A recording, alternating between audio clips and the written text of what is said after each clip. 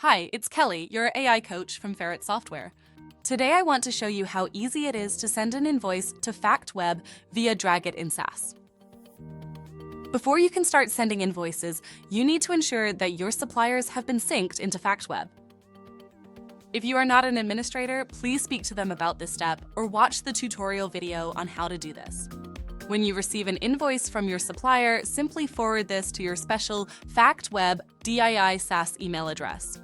Once we receive this invoice, it will appear in the data extraction portal.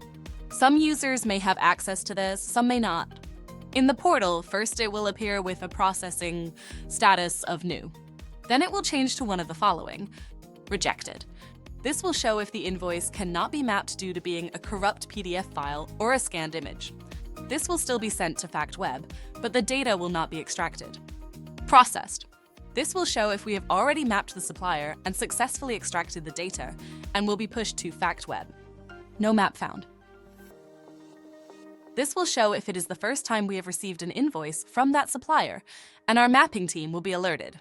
It can take up to 24 hours for a new map to be created, but normally this happens in around 4 hours, so if you send it in the morning, it should come through to FactWeb in the afternoon, and if you send in the afternoon, you should see it the following morning.